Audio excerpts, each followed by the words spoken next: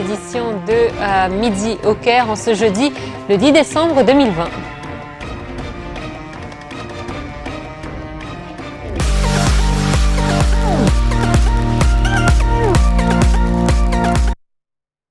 Dans la rubrique politique, on commence par le président Abdel Fattah el-Sisi qui a souligné hier l'intérêt qu'accordait l'État à la souveraineté de la loi et son refus de toutes sortes de corruption.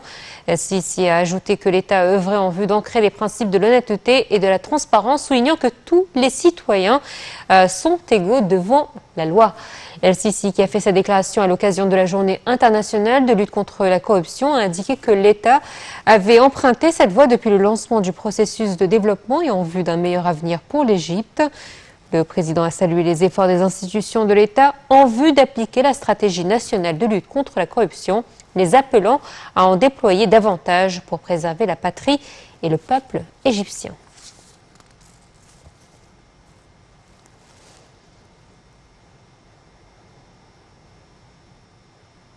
Le président Abdel Fattah el-Sisi a regagné le Caire hier après une visite officielle de 2 jours en France, donc de 4 jours en France, au cours desquels il s'est entretenu avec son homologue français Emmanuel Macron, des moyens de renforcer les relations bilatérales et de plusieurs dossiers internationaux.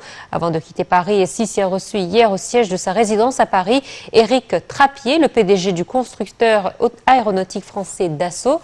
L'entretien a porté sur la coopération fructueuse avec l'entreprise Dassault qui fabrique les avions de Rafale, vu sa longue expérience dans le domaine de l'industrie militaire.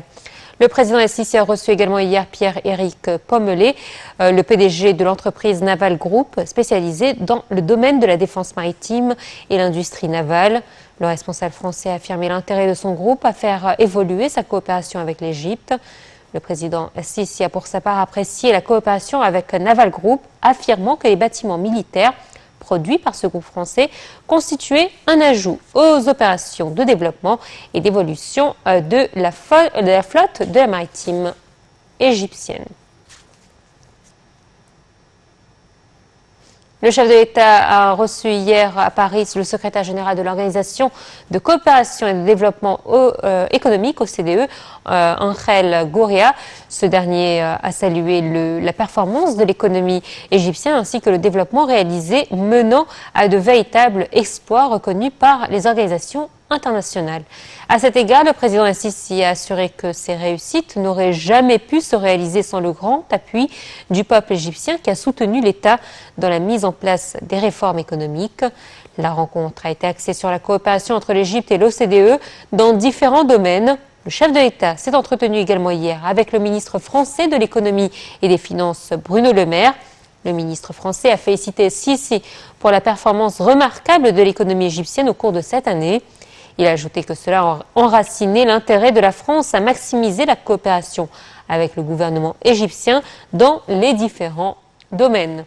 Le président el-Sisi a pour sa part affirmé la priorité du dossier de la coopération économique entre l'Égypte et la France et a aspiré à approfondir et à développer les perspectives de coopération bilatérale.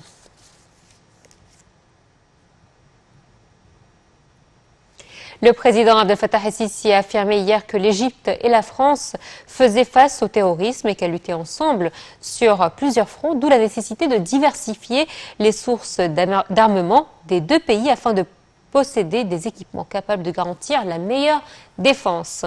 Le chef de l'État a fait sa déclaration dans une interview accordée au quotidien français Le Figaro. Le point dans ce commentaire signé Periane Farou.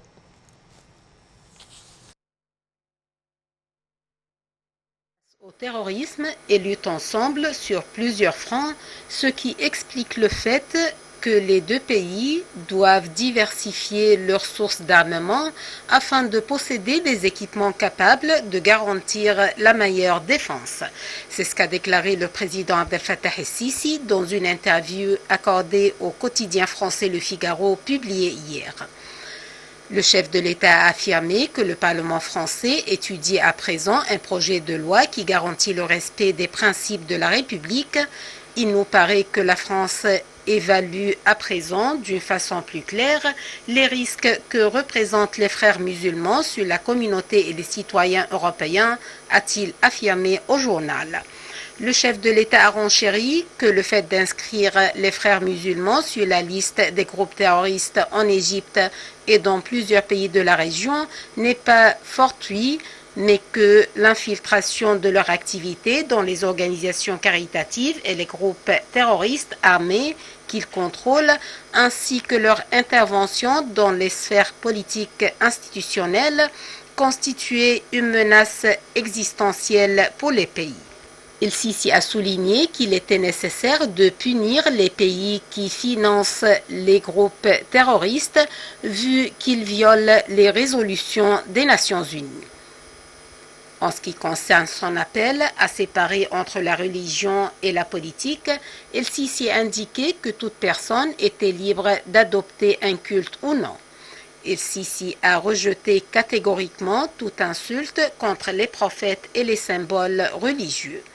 En ce qui concerne le dossier du barrage de la Renaissance, le président El-Sisi a affirmé que ce barrage constitue pour Addis Abeba une source de développement légitime, mais le remplissage du barrage de façon unilatérale constituait une infraction aux règles et principes du droit international et menaçait ainsi l'alimentation en eau de 100 millions d'Égyptiens. Il a ajouté que l'Égypte était attachée au règlement légal et équitable de cette question et au fait de parvenir à un accord contraignant pour toutes les parties. Évoquant ensuite le processus de paix palestino-israélien, le chef de l'État a souligné que l'Égypte avait toujours défendu la cause palestinienne pour parvenir à un règlement juste et global pour le conflit israélo-palestinien. Nous comptons sur l'appui de l'administration américaine et de l'Europe, notamment l'appui de la France, afin de parvenir sans aucun retard à appliquer la solution à deux États dans les frontières de 1967 et avec Jérusalem-Est comme capitale de la Palestine, a poursuivi El-Sisi.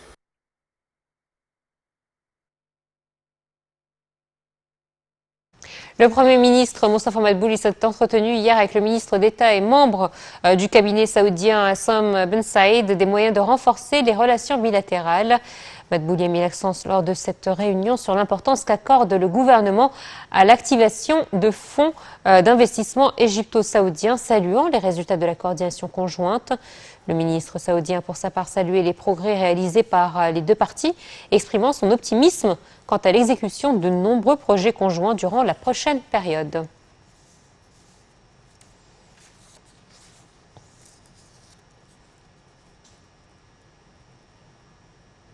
Allez, un point Covid à présent. Le ministère de la Santé a annoncé hier avoir recensé 421 nouveaux cas testés positifs au coronavirus, ce qui porte le nombre total des contaminations depuis le début de l'apparition de la pandémie en Égypte, c'est-à-dire en mi-février, à 119 702.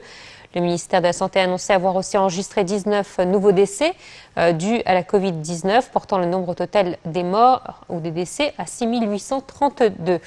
161 nouveaux cas ont été rétablis néanmoins du coronavirus et ont pu quitter les hôpitaux de confinement hier, augmentant le nombre total des cas guéris à 104 074.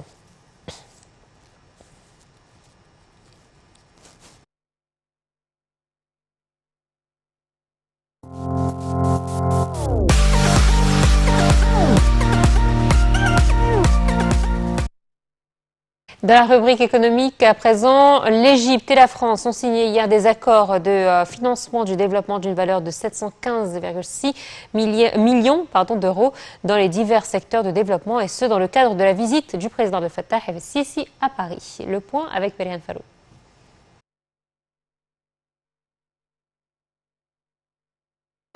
La ministre de la Coopération internationale, Rania Al-Mashad, a signé hier avec le directeur général de l'Agence française de développement international, l'AFD, Rémi Rio, des accords de financement du développement d'une valeur de 715 millions d'euros dans les divers secteurs de développement, et ce dans le cadre de la visite du président Abdel Fattah el-Sisi en France. La signature de ces accords s'inscrit dans le cadre du mémorandum d'entente de partenariat stratégique dans le développement social et économique avec une valeur d'1 milliard d'euros pour la période de 2019-2023 conclu lors de la visite du président français en Égypte le 28 janvier 2019. Il s'agit de ces documents signés avec le directeur de l'AFD, dont le financement du programme de soutien des politiques du secteur de l'énergie avec un coût de 150 millions d'euros et 1 million d'euros comme don visant l'amélioration des capacités et un outil d'évaluation de l'impact social et économique, direct et indirect, des règlements et des politiques élaborés par l'Agence de régulation des services publics d'électricité et de la protection des consommateurs, en plus d'encourager le transfert électronique. Un document destiné à soutenir le budget pour l'application de l'assurance maladie universelle d'une valeur de 150 millions d'euros a été signé afin d'assurer une couverture à tous les citoyens à atteindre le 3e objectif de développement durable lié à la bonne santé. La ministre a également signé un document de financement pour la modernisation de la ligne ferroviaire Tanta-Mansoura-Damiette, dont le coût est estimé à 95 millions d'euros, outre un autre pour la reconstruction de l'université française dans le cadre des efforts du gouvernement pour le développement du système éducatif. Madame El-Machat a souligné que ces accords signés avec l'AFD s'inscrivaient dans le cadre des importants résultats de la visite du président el-Sisi en France pour discuter de la coopération bilatérale dans les divers domaines. Elle a ajouté que ces documents soutenaient les efforts nationaux pour le développement et réaliser le développement durable. Le portefeuille total de coopération économique avec la France a atteint 1 milliard d'euros dans les secteurs des transports, de l'électricité, des petites et moyennes entreprises, du logement, des services publics et du développement urbain, de l'agriculture, de la santé et de l'environnement.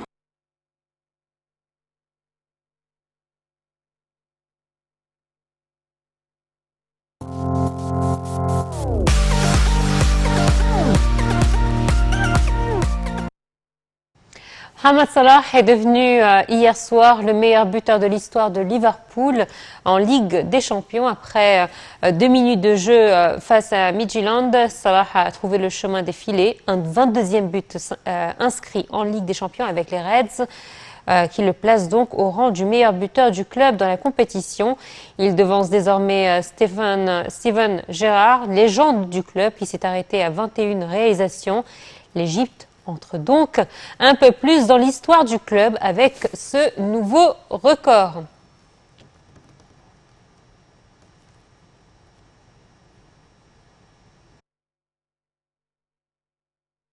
Et pour commenter cette belle performance, nous a rejoint par téléphone Hazem Hassan. Bonjour. Bonjour.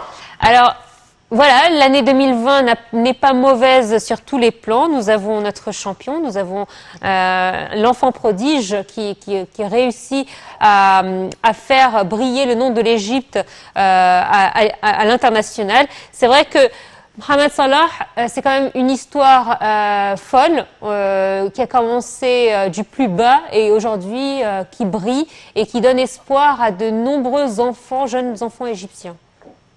Bien sûr, quand on regarde le trajet, la distance qui était faite, le travail qui était fait par Mohamed Salah pour atteindre cette situation, ce niveau, justement en étant un joueur professionnel dans un des plus grands clubs du monde, non seulement en Angleterre, et on connaît tous l'histoire de Liverpool.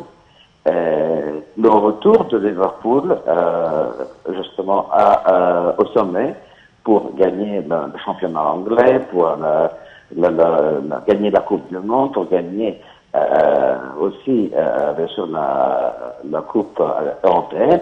Tout ça, c'était dû à un travail qui était très, très bien fait du côté et de la part de Liverpool. On voit que concernant Salah, on voit qu'il a vraiment atteint la maturité tactique, technique et comment il pense football. Comment il pense football, comment il aide ses collègues qu'il joue d'une façon collective correcte. Il savait comment être bien placé au bon endroit et au bon moment en connaissant bien le jeu. Ce sont des secrets justement qui ont aidé Mo Salah pour atteindre ce niveau exceptionnel qu'aucun joueur égyptien n'a réussi à atteindre. Alors, c'est vrai que, outre le fait que c'est un très bon joueur, il a aussi des éthiques qu'on avait oubliées. C'est-à-dire qu'aujourd'hui, malheureusement, la compétition sportive fait que on entend plus des accrochages et des disputes entre joueurs que leur façon d'être. Avec Mohamed Salah, on a l'impression de retrouver justement cette éthique sportive avec sa modestie, avec l'exemple qu'il donne, avec ses actions qu'il fait pour son village et pour les plus démunis. On a vraiment un exemple d'un bon sportif. Tout à fait, tout à fait. Et là, c'est le caractère de Mo Salah qui joue le rôle le plus important dans cette situation. C'était toujours quelqu'un qui joue pour l'équipe, jamais des problèmes, des contraintes, jamais. Soit sur le terrain vert ou en dehors, durant l'entraînement ou durant même sa vie, il vit avec l'esprit d'un joueur de football professionnel. Mm-hmm. Il fait tout pour justement garder une très très belle image. Il sait comment parler et quand est-ce qu'il faut parler. Il a eu plusieurs problèmes, plusieurs situations difficiles. Mm-hmm. Il n'a pas baissé les bras ou il n'a pas accusé quelqu'un d'autre. Non. Il est resté calme. Il a laissé passer les gens, ou il laissé aller les choses, et il a repris sa place normale sans délai. Alors, donc, son caractère de ce côté est important. Alors, est-ce que vous pensez qu'il va poursuivre à Liverpool ou est-ce qu'il va être ou il va changer de club? Là, on a des rumeurs comme quoi Messi va aller au Paris Saint-Germain. Il y a des contrats qui se font. Bon, ce sont des rumeurs. Hein. Est-ce que vous pensez que Salah va quitter Liverpool prochainement et pourquoi pas une proposition au Real Madrid, sachant que Zidane a lancé plusieurs fois qu'il était intéressé par ce transfert? Moi, personnellement, je vais parler d'une façon personnelle, puisqu'il n'y a pas d'offre sérieuse pour lui. Je pense que Salah, il a joué, il a fait justement son jeu à Liverpool avec Jürgen Klopp. Jouer pour le Real ou quelque chose d'autre, un autre grand club comme le Real, je vois que ça ne sera pas quelque chose pour l'intérêt de Salah. Mm-hmm. Vous voyez, là, ils sont ils demandent beaucoup. Ce genre de club demande beaucoup. Et plein de grands joueurs qui sont arrivés à Real Madrid ou à Barcelona, et ils n'ont pas eu le même succès qu'ils ont eu dans leur club d'origine. Comme Beckham, Ronaldo. Beckham, exactement. Beckham, Ronaldo et plusieurs autres exemples. C'est vrai. Donc là, il faut être méfiant. Je pense que si c'est le choix de Salah, il ne va pas quitter Liverpool. Il va sûrement préférer rester. Mais ce sera un autre défi. Si le défi de Liverpool, c'est de le laisser partir, dans ce cas-là, je pense que ce sera un autre défi et il va tracer justement un autre avenir, une autre belle expérience, beau football. Oui, certainement. Hazem Hassan, merci à vous d'avoir été des nôtres ce matin. Très bonne journée à vous. Voilà, très chers téléspectateurs, c'est ainsi que prend fin donc cette édition. Très bonne suite de programmes sur la TV internationale. Au revoir.